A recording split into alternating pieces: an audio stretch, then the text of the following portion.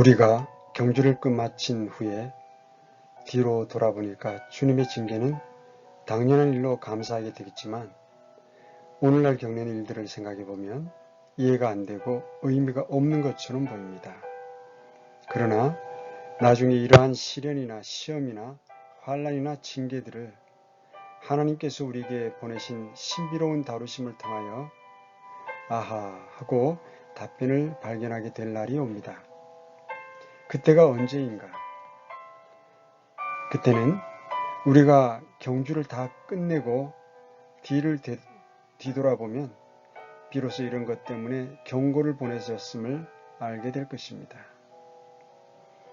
하나님께서 그처럼 엄하게 우리를 다루심에 대해서 하나님께서 얼마나 지혜로우신 분이신가를 이해하게 될 것이고, 로마서 8장 28절에 모든 것이 합력하여 선을 이루느니라는 위대한 말씀이 사실인 것으로 인해서 우리는 기뻐하게 될 것입니다. 왜 거듭나서 하나님의 아들이 된 그리스도인들이 고난을 당해야 합니까? 왜 우리 그리스도인들은 이 땅에서 실망을 하게 되고 손실을 입게 되고 고통을 당하게 되는 것일까요? 왜 하나님께서 우리를 계속해서 격동시키십니까? 왜 조용하게 인생을 즐기도록 내버려 두지 않으시는 겁니까? 이러한 질문은 늘 있게 마련입니다. 저도 수없이 했던 질문입니다. 왜 하나님께서 우리를 가만두지 않으시고 이렇게 힘들게 하시는지요? 거기에는 아주 많은 이유들이 있는데 이 모든 이유들은 나중에 한 가지로 종합될 수 있습니다.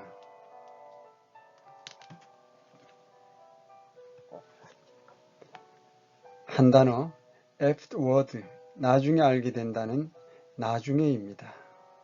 현재 우리가 겪는 모든 경험들은 나중에라는 말씀에 의해서 결정적인 답을 얻게 됩니다.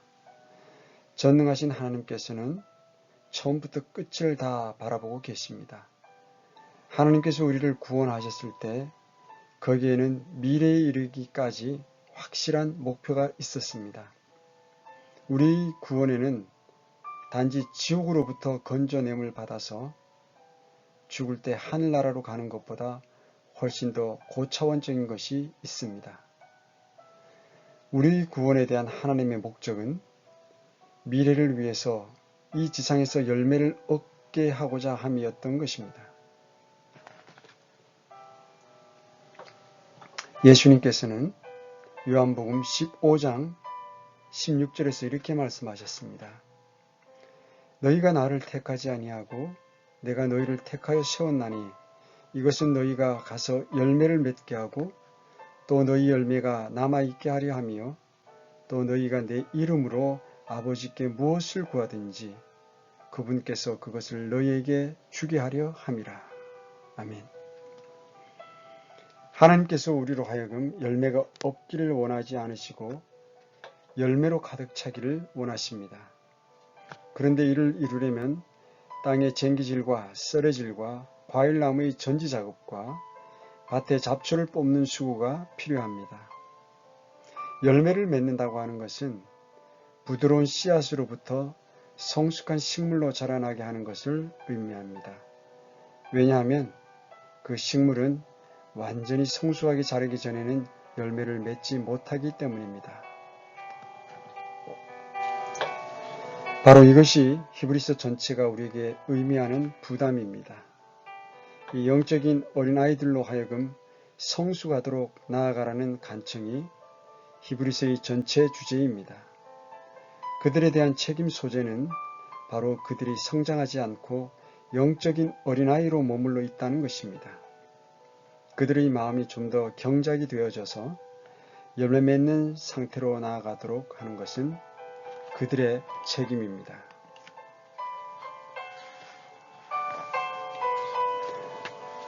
우리를 향한 하나님의 목적은 무엇일까요? 거듭난 성도가 성숙하게 될 때까지는 하나님께서 다루시는 것을 멈추지 않으십니다. 바울은 그분이 우리를 다루시는 목적이 무엇인지에 대해서 로마서 8장 29절에 이렇게 말씀했습니다.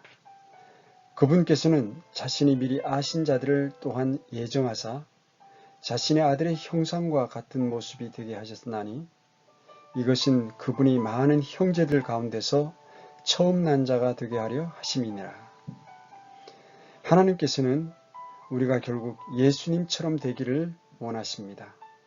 하나님께서는 우리를 완전함으로 이끄셔야 합니다. 필요하다면 징계라고 하는 가장 엄한 방법도 사용하십니다. 그러나 그 모든 것은 우리의 유익을 위한 것이고 거룩함의 동참자가 되게 하기 위함입니다. 완전함과 거룩함이 목표입니다. 거룩함이 없으면 그 누구도 주님을 볼 수 없습니다. 우리가 그분과 함께 통치하기에 합당하게 되려면 우리의 모든 얼룩지고 더러운 것들이 제거되어야 합니다. 그것이 가장 엄한 징계에 의해서 다 씻겨지든지 아니면 그리스도의 심판석에서 불태워져 버리든지 해야 합니다. 우리는 거룩하신 주님 앞에 서기 위하여 우리의 모든 죄와 흠과 티가 하나님의 징계에 의해서 이 땅에 사는 동안에 정결케 되든지 아니면 그리스도의 심판석에서 정결케 되어야 거룩한 모습으로 주님을 뵐 수 있습니다. 에베소에 보낸 편지에서 바울은 이렇게 말했습니다. 남편들아 너희 안에 사랑하기를 그리스도께서 교회를 사랑하사 교회를 위하여 자신을 주신 것 같이 하라. 이것은 그분께서 말씀을 통해 물로 씻음으로 교회를 거룩히 구별하고 정결하게 하려 하시며 또 그것을 점이나 주름이나 그런 것이 없는 영광스러운 교회로 자기를 위해 제시하려 하심이며 교회가 거룩하고 흠이 없게 하려 하심이라. 하나님의 나중을 다시 한번 주목해 보십시오. 하나님께서 교회를 나중에 점도 주름도 없이 하나님 앞에 나타나게 하려 하십니다. 그런데 어떻게 그렇게 하십니까? 이 땅에서 징계를 통해 되지 않으면 그리스도의 심판석에서 거룩히 구별하시고 정결하게 하십니다. 여기에 두 단어가 사용됐는데 거룩히라는 단어와 정결하게라는 단어입니다. 거룩히 한다는 단어는 회개와 고백을 통해서 깨끗하게 만든다는 의미입니다. 반면에 정결케 한다는 이 단어는 카타르시스라는 그리스 원문에서 나오는 단어인데 이 카타르시스라는 그리스어에서의 영어의 카타르틱이라는 단어가 등장하게 됩니다. 이 단어를 직역하면 배변을 촉진하는 이란 뜻입니다. 깨끗하게 장청소를 한다는 뜻입니다.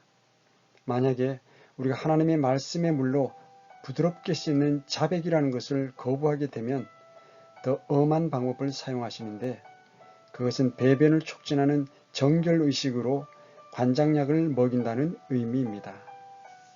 좀 더 강제성을 띈다는 의미가 됩니다. 그 이유는 오직 하나님께서 자기 백성들이 깨끗하고 정결하기를 원하시기 때문입니다. 요약한다면 깨끗이 하다. sanctify는 부드러운 방법으로 청결하게 하더니 cleanse라는 강제적인 방식으로 다루신다는 것입니다. 이것 또한 역시 나중을 향한 것입니다. 그 목적이 이렇게 기록되어 있습니다.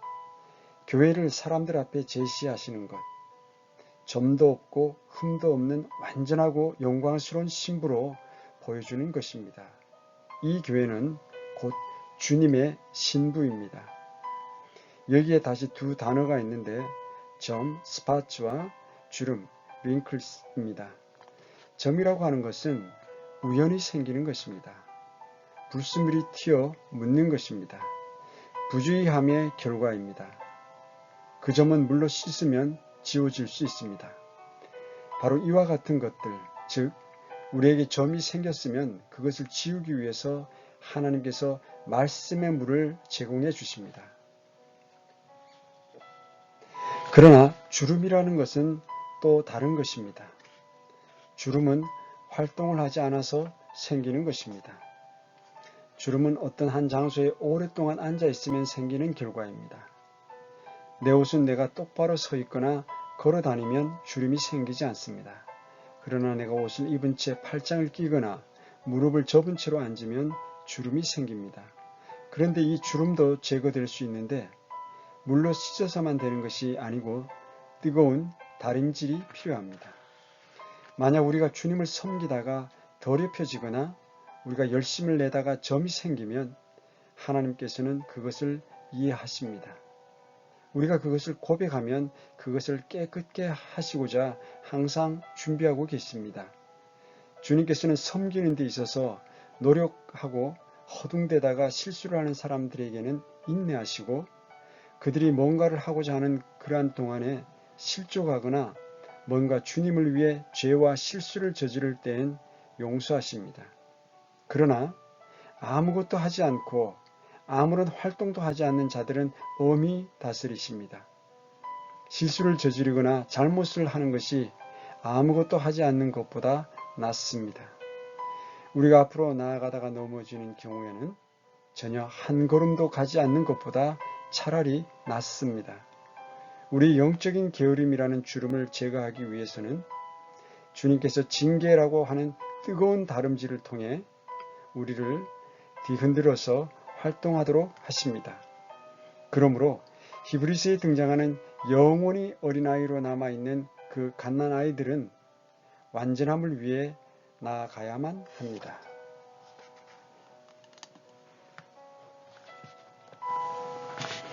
그러므로 늘어진 손과 연약한 무릎을 일으켜 세우고 히브리서 12장 12절의 말씀입니다. 계속 가라. 제자리에 앉아 있지 말고 일어서라. 달리기를 시작하라.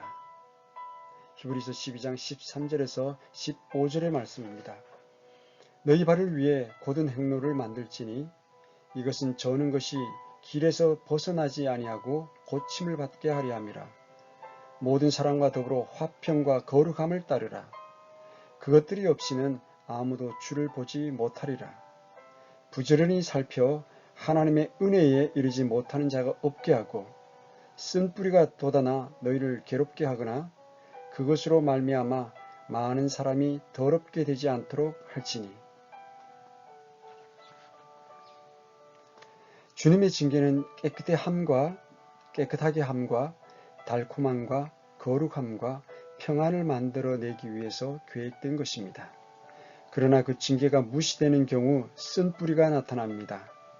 자주 경고를 받았는데도 주님의 징계를 꾸준히 받았는데도 그 믿는 자가 회개하지 않고 고집을 계속 부리면 마음이 주님을 향하여 달콤해지는 것이 아니라 오히려 쓴 뿌리가 나서 그는 홀로 남겨질지 모릅니다. 어디에? 어떤 장소에?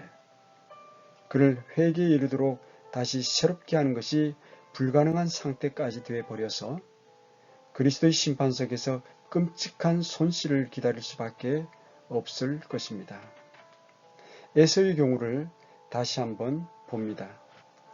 회개하기 위해서 에서가 노력했지만 쓸모없게 된 경우가 예로 본문에 삽입되어 있습니다. 이는 고의로 죄를 짓는 것에 대한 엄숙한 경고입니다. 그리고 더 나은 빛을 주었는데도 거기에 대적하는 것에 대한 엄한 경고입니다. 히브리서 12장 16절에서 17절의 말씀입니다. 이것은 음행하는 자나 혹은 먹을 것 한 조각을 위해 자기의 장자권을 판 에서와 같이 속된 자가 있지 아니하게 하려 함이라. 너희가 아는 바와 같이 그 뒤에 그가 복을 상속받고자 하였으되 거절당하였으니 그가 눈물을 흘리고 염려하며 뜻을 돌릴 곳을 구하였으나 그것을 찾지 못하였느니라. 이 구절은 에서의 구원 문제를 다루는 것은 아닙니다. 에서가 구원받았다가 다시 구원을 잃어버렸다고 하는 구절도 아닙니다. 단지 축복받을 기회를 잃어버린 위험에 관해서 예를 들어 주는 것입니다. 이 세상의 물질에 대한 사랑과 육신적인 쾌락으로 인해서 잘못하면 주님의 영원한 축복을 잃어버릴지도 모른다는 경고를 하기 위해서 사용한 것입니다. 에서는 나중을 바라보지 않았습니다. 그는 그저 현재를 살았을 뿐입니다.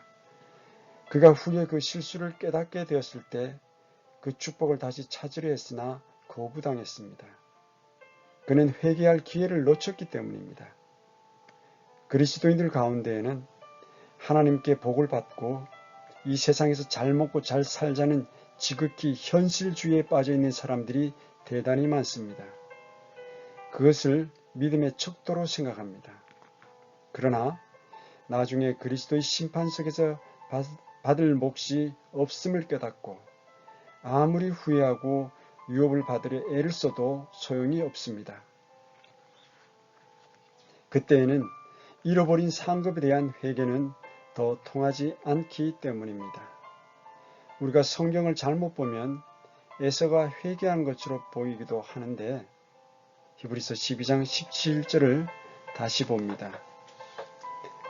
너희가 아는 바와 같이 그 뒤에 그가 복을 상속받고자 하였으되 거절당하였으니 그가 눈물을 흘리고 염려하며 뜻을 돌릴 곳을 구하였으나 그것을 찾지 못하였느니라.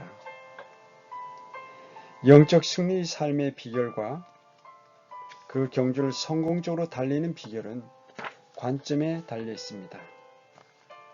그것은 바로 우리 앞에 나중이라는 것을 놓고 예수님을 쳐다보면서 우리의 눈을 상급에다 놓고 달리는 것입니다.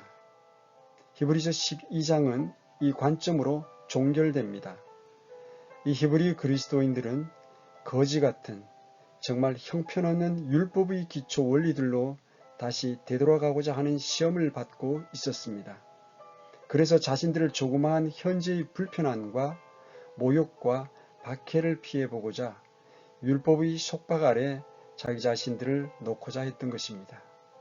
그래야 유대인들로부터 욕먹지 않기 때문입니다. 그런데 이들을 더 앞으로 나아가도록 독려하기 위해서 율법과 은혜의 대조, 신의 상과 갈보리의 대조, 이 두 가지가 히브리서 12장 18절에서 21절에 제시되고 있습니다. 너희는 만질 수 있는 산과 불이 붙은 산에 이르지 아니하였고 깜깜함과 어둠과 폭풍과 나팔 소리와 말씀들의 음성에 이르지도 아니하였느니라. 그 음성을 들은 자들은 더 이상 자기들에게 말씀하지 마시기를 간청하였으니 그들은 주께서 명령하신 것, 즉 짐승 하나라도 그 산에 닿으면 돌로 맞거나 화살로 꿰뚫리리라 하신 것을 견디지 못하였느니라. 그 광경이 이같이 무서웠으므로 모세도 이르되 내가 심히 두렵고 떨린다 하였느니라. 여기에 율법과 율법의 정죄가 묘사되어 있습니다. 율법은 뒤로 가 있어 넘어오지 마 이렇게 말합니다. 율법 아래서는 죽음이 기다리고 있습니다. 율법은 죄인들을 정죄하고 두려움과 공포를 자아냅니다. 율법은 죄를 다 드러내지만 그 죄를 제거할 수는 없습니다. 율법은 심판을 제시하지만 구원할 수 없습니다. 율법은 완전함을 요구하나 완전함을 만들어내지는 못합니다. 율법은 순종을 요구하나 죄인으로 하여금 순종하도록 도울 수는 없습니다. 율법은 그 누구를 구원하고자 주어진 개념이 전혀 아닙니다. 하나님께서는 그 어떠한 인간이라 할지라도 그것을 지키도록 기대한 적이 없습니다. 하나님께서 율법을 주시고 순종을 요구하셨을 때에 누구도 그것을 지킬 수 없다는 것을 알고 계셨고 그분은 어떤 죄인도 율법을 지킬 수 없음을 알고 계셨습니다. 그러므로 하나님께서는 이스라엘로 하여금 그들이 무기력해서 전적으로 할 수 없는 그것을 요구하셨던 것입니다. 그렇다고 하나님이 불의하다고 우리가 그분을 비난해야 합니까? 변덕스러운 하나님이십니까? 율법은 인간을 구원하기 위해서 의도된 것이 아니고 오히려 인간이 율법의 행위로 구원을 결코 받을 수 없음을 입증하기 위해서 주어졌습니다. 인간이 자기 스스로를 구원하려는 모든 희망을 포기하도록 하기 위해서 주어졌습니다. 구원을 위해 오직 예수님께로 나아가도록 하기 위해서 율법은 주어졌습니다. 율법이 할 수 없는 그것을 예수님은 하셨습니다. 로마서 8장 3절에서 4절의 말씀입니다. 율법이 육신으로 말미암아 연약하여 능히 하지 못하는 것을 하나님께서는 하셨나니 곧 자신의 아들을 죄 많은 육신의 모양으로 보내시고 또 죄로 인하여 육신 안에서 죄를 정죄하셨느니라.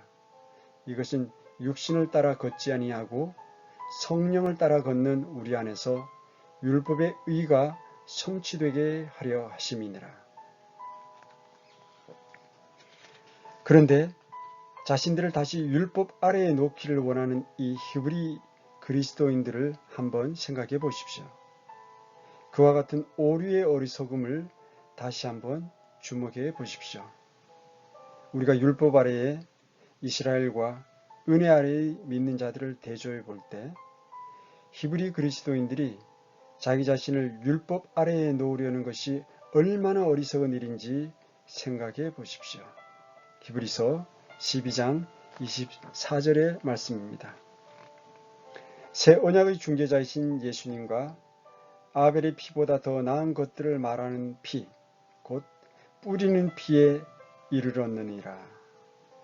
구약에서는 시내산에 이르러서 율법을 받았는데 은혜를 받을 때는 바로 주님의 뿌리는 피에 이르러야 합니다. 이것은 믿는 자들의 상속입니다. 그렇다면 율법으로 다시 돌아가고자 하는 사람들에게 뭐라고 이야기해야 합니까? 그들이 구원받은 후에 율법으로 다시 돌아가고자 하면 뭐라고 이야기해야 합니까? 이런 사람들에 대해서 쓴 것이 갈라디아서입니다. 갈라디아서 성도들은 이러한 성향이 있었습니다. 3장 3절의 말씀입니다. 너희가 그렇게 어리석으냐? 너희가 성령 안에서 시작하였다가 이제는 육체로 완전해지고자 하느냐? 우리가 은혜로 구원을 받아서 행위로서 구원이 유지될 수 있다고 생각하는 것은 자유로부터 속박으로 되돌아감을 의미합니다. 이와 같은 것이 바로 영적인 유아기의 증거입니다. 영적인 성숙은 자기 자신을 구원할 수 있다는 모든 희망을 포기할 뿐만 아니라 그 구원을 자기 스스로 지켜낼 수 있는 희망도 전혀 없다는 사실을 인정할 때 비로소 얻는 것입니다. 구원도 은혜로 받고 신앙생활도 은혜로 해야지 율법으로 하는 것이 아니란 말입니다. 그것을 아는 사람이 성숙한 사람입니다. 우리가 죄를 지을 때 하나님께서는 우리를 깨끗게 하시기 위해서 모든 것을 제공했습니다. 그래서 12장 29절은 엄숙한 경고로 끝납니다. 우리 하나님은 소멸시키시는 불이시니라. 나중에라는 단어, 우리는 이 흔들리지 아니하는 왕국에 우리의 눈을 고정시킵니다. 거기를 바라보고 있습니다. 히브리서 12장 28절에서 29절의 말씀입니다. 그러므로 우리가 움직일 수 없는 왕국을 받을지인데 은혜를 소유하자. 이 은혜를 힘입어 우리가 공경하는 마음과 하나님께 속한 두려움을 가지고 받으실 만하게 하나님을 섬길지니 우리의 하나님은 소멸시키시는 불이시니라. 아멘.